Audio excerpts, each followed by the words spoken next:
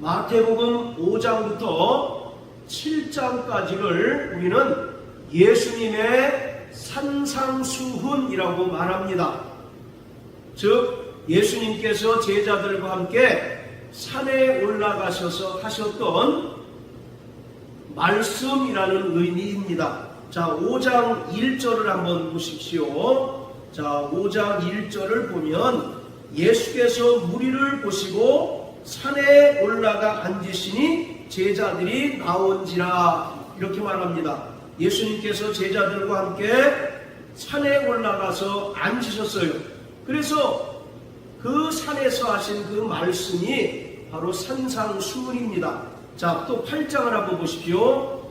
8장 1절을 보면 예수께서 산에서 내려오시니 허다한 무리가 쫓으니라, 이렇게 이야기합니다. 그러니까 5장 1절에서는 예수님께서 산에 올라가셨고, 또 8장 1절에서는 산에서 내려오셨다라고 말합니다. 그러니까 5장부터 7장까지는 예수님께서 제자들과 함께 산에 올라가셔서 하신 그러한 말씀을 기록하고 있습니다. 그것을 우리는 산상수훈이라고 이렇게 이야기합니다.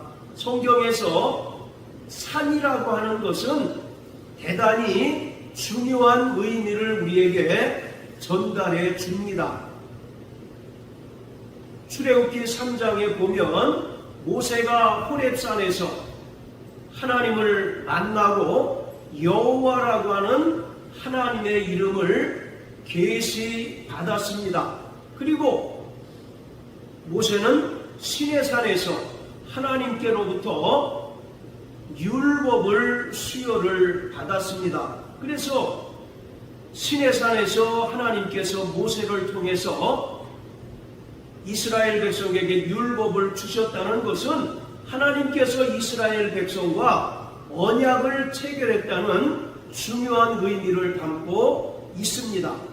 자, 그리고 신약에 와서 예수님께서 공생애를 시작하시면서 첫 번째 하셨던 설교가 산에 올라가셔서 하셨던 산상수훈입니다. 예수님께서 산에 올라가셔서 산상수훈을 말씀하신 것은 모세가 시내산에서 하나님께로부터 율법을 받은 것을 연상케 합니다. 그렇기 때문에 이 산상수훈을 예수님의 새 율법이라고 말하기도 합니다.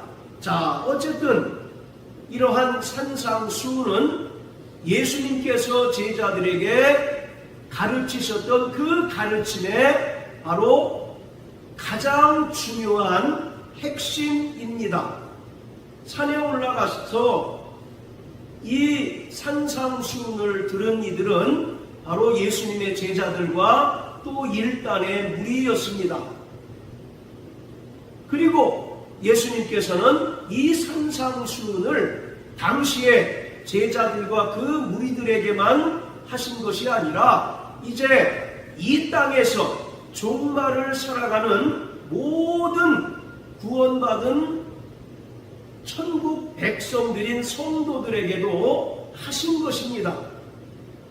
예수님을 구주로 고백하는 자들, 즉 성령으로 말미암아 거듭난 자들이 이 땅을 살아가는 동안 믿음으로 나타내야 할 천국의 윤리를 바로 산상수훈이라고 말합니다.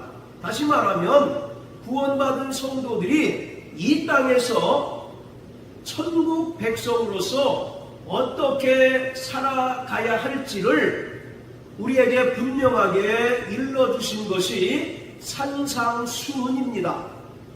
이처럼 예수님께서는 산상수훈을 통해서 천국 백성으로서의 삶을 가르쳐 주셨습니다. 마태복음 4장 17절을 보면 예수님께서 공생애를 시작하시면서 첫 번째 하셨던 선포가 나오는데 회개하라, 천국이 가까웠다라는 것입니다. 즉 하나님의 아들 예수 그리스도로 말미암아 이 땅에 하나님 나라, 즉 천국이 이미 임했다는 것이에요.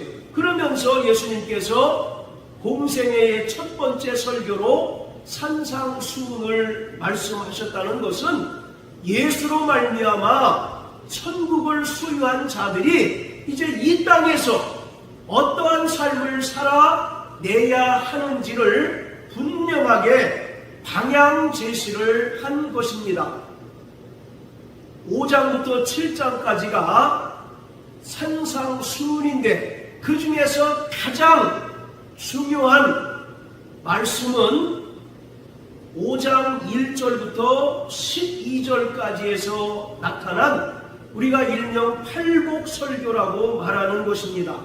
이것은 이미 임한 천국의 바로 윤리를 말하고 있습니다. 이 세상에 세워진 나라마다 그 나라 백성들이 지켜야 할 법이 있습니다. 그것을 우리는 헌법이라고 말하죠. 마찬가지로 5장 1절부터 12절까지에서 예수님께서 하셨던 팔복에 관한 말씀은 이미 임한 하나님 나라를 소유한 천국 백성들이 지켜야 할 천국 윤리인 것입니다. 이미 우리는 하나님의 나라를 소유한 자들입니다. 그렇기 때문에 이제 과거에 세상에 속하여 살 때와 분명히 다른 삶을 살아야 한다는 것입니다. 비록 우리가 여전히 육체가 있어서 이 땅에 나는 것으로 먹고 있지만 우리는 본질적으로 천국 백성이라는 것입니다. 할렐루야. 그래서 빌립보서 3장 20절에 보면 오직 우리의 시민권은 하늘에 있다라고 바울은 선언하고 있습니다. 이처럼 우리가 비록 이 땅에 나는 것으로 먹고 입고 마시지만 본질적으로 우리는 예수 그리스도로 말미암아 이미 임한 천국을 소유한 하나님 나라 백성이기 때문에 바로 주님께서 말씀하신 천국 윤리, 즉 팔복의 그 말씀을 따라서 이 땅을 살아내야 하는 것입니다. 자, 그리고 5장 13절부터 20절까지는 팔복 설교에 대한 부연 설명인 것입니다. 그만큼 이 팔복에 관한 말씀이 중요하다는 것을 우리가 알 수가 있어요. 우리가 팔복 설교를 보면 하나같이 이 세상 사람들이 추구하는 복이 아닌 것을 알 수 있습니다. 그렇기 때문에 우리는 이제 예수로 말미암아 구원받고 성경으로 거듭나 하나님의 백성이 된 다음에는 이제 이 세상의 가치관을 따라 살아가는 것이 아니라 천국의 가치관을 따라 살아가야 한다는 것을 13절부터 20절까지에서 예수님께서 부연해서 설명하고 있습니다. 자, 그 중에서 중요한 말씀이 바로 13절, 14절입니다. 자, 우리 13절, 14절 두 절만 한번 읽어봅니다. 시작. 너희는 세상의 소금이니 소금이 만일 그 맛을 잃으면 무엇으로 짜게 하리요? 후에는 아무 쓸데없어 다만 밖에 버리워 사람에게 밟힐 뿐이니라. 너희는 세상의 빛이라. 산 위에 있는 동네가 숨기우지 못할 것이요. 자, 예수님께서 12절까지 해서 팔복 설교를 하신 다음에 너희는 세상의 소금이니 또 14절에서 너희는 세상의 빛이라고 말씀하고 있습니다. 우리는 이것을 빛과 소금, 세상을 밝히 비추고 또 부패하지 않도록 하는 빛과 소금의 역할을 다해야 된다라고 이렇게 이해하지만 예수님께서 너희는 세상의 소금이고 또 너희는 세상의 빛이라고 하신 그 말씀은 우리에게 단순히 이 세상을 비추고 또 부패하지 않도록 하는 그 역할을 말씀하신 것이 결코 아닙니다. 바로 너희는 세상의 소금이니 라고 하는 말은 천국 백성들이 지닌 내면적인 믿음을 말하고 있습니다. 반면에 너희는 세상의 빛이라고 할 때 이 빛은 외향성을 가지고 있습니다. 산 위에 있는 동네가 숨기지 못하고 그 빛이 드러나는 특성이 있는 것처럼 바로 세상의 소금이니 할 때 이 소금은 천국 백성들이 지니는 그 믿음을 말하고 있다면 빛이라고 하는 것은 그 믿음에 따른 행함을 강조하고 있는 거예요. 이 소금이라고 하는 것의 특성이 뭡니까? 소금은 맛을 내는 거죠. 그런데 맛을 내기 위해서는 어떻게 됩니까? 그것이 녹아 없어져야 되잖아요. 우리가 김장할 때도 배추를 절일 때 소금이 여전히 살아있으면 배추가 제대로 절여지지 않지 않습니까? 그 배추 안에 스며들어서 배추를 완전히 절인 다음에 김장이 이루어지는 것처럼 바로 소금은 분명히 맛을 내지만 그 특성은 내향성을 가지고 있다는 것입니다. 녹아서 보이지 않는 그런 특성을 가지고 있어요. 우리의 믿음 또한 그렇다는 것입니다. 우리의 믿음이 나타나지 않지만 그것이 분명한 맛을 내야 한다는 것입니다. 여기서 소금이라고 하는 것은 구약에 보면 하나님의 말씀을 변치 않는 소금 언약이라고 말한 것처럼 바로 구원받은 성도들, 즉 천국 백성들은 변치 않는 소금 언약인 하나님의 말씀을 믿는 그 믿음을 가진 자들이어야 한다는 것입니다.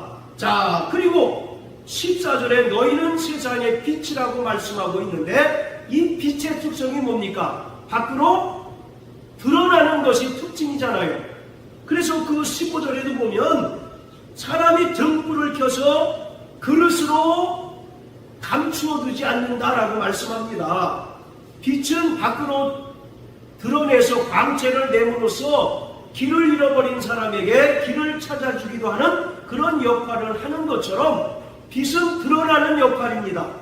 우리가 믿음이 있노라 하면서 행함이 없다면 그 믿음은 바로 야고보서 2장의 말씀처럼 죽은 믿음이죠. 마찬가지로 예수님께서 너희는 세상의 소금이니 라고 하는 것은 너희에게 소금 언약인 변치 않는 하나님의 말씀을 믿는 그 믿음이 있어야 된다는 것입니다. 그리고 그 믿음이 있다면 그 믿음이 성도들의 삶을 통해서 어떻게 된다는 얘기입니까? 밖으로 드러나야 한다고, 밖으로 나타내야 한다는 거예요. 그래서 소금과 빛이다 라고 이와 같이 말씀하고 있는 것입니다. 그만큼 천국 백성들은 믿음을 가진 자들이고 또 그 믿음대로 이 땅에서 철저히 천국 백성으로서 살아내야 하는 것입니다. 자, 그리고 21절부터 7장까지는 천국 윤리에 따른 행동 강령, 즉 실천 강령을 예수님께서 말씀하신 거예요. 마태복음 5장 1절부터 12절까지 예수님께서 하신 팔복 설교가 천국 윤리라고 말씀드렸습니다. 즉 구원받은 성도들이 가져야 할 믿음이라고 한다면 그 믿음에 따라 구원받은 성도들, 즉 천국 백성인 성도들이 구체적으로 어떻게 이 땅에서 천국 백성으로서 사는 삶을 살아내야 하는가를 21절부터 7장까지 해서 예수님께서 말씀을 하신 것입니다.